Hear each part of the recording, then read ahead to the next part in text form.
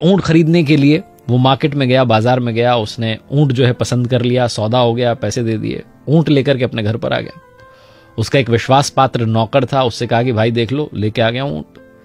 भरोसेमंद आदमी था, तो गया वो ऊंट के पास, जाकर के देखने लगा, उसको अच्छा लगा ऊंट। उसने काठी उतारी ऊंट की, तो उस काठी के नीचे उसे मखमली थैली मिली।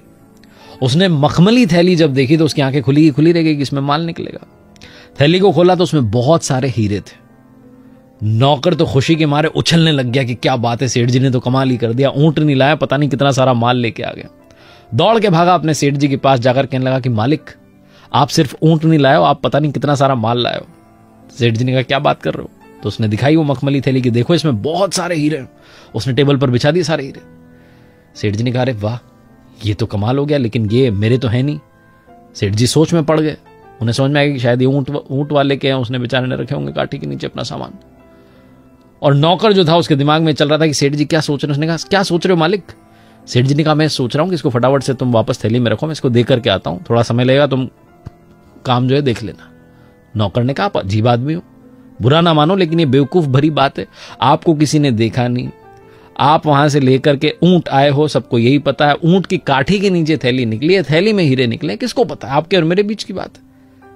आप मुझ पर भरोसा करते हैं, मुझे 1-2 हीरे दे देना, मुझे ज्यादा नहीं चाहिए।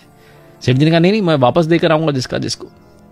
सेठ जी माने नहीं, घर से निकल गए वापस थैली लेकर के, और बाजार में उस आदमी को ढूंढ लिया जिससे ऊंट लेकर के आए थे।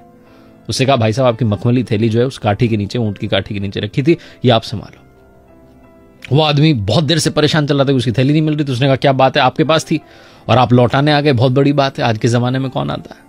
सेठ जी ने कहा बस आप रखो। उसने कहा आपको पता है इसमें क्या है? उन्होंने कहा हाँ। सेठ जी ने कहा हमने देखा इसमें बहुत आपके कीमती हीरे हैं। वो आदमी बड़ा प्रसन्न हुआ कि देखो इतना ईमानदार आदमी, सब कुछ लौटाने आ गया। तो उसने कहा आप रख लीजिए, आपको जो पसंद है इसमें से एक हीरा अपने लिए रख लीजिए। सेठ जी ने कहा नहीं मुझे नहीं चाहिए। वो आदमी माने नहीं, उसने कहा रख लीजिए, आप एक हीरा रख लीजिए, मेरी तरफ से इनाम मान के रख लीजिए, प्यार मान के रख लीजिए, आप रख लीजिए। बहुत जिद बहस पड़ गया। तो सेठ जी ने कहा मैंने पहले ही इसमें से 2 हीरे निकाल लिए।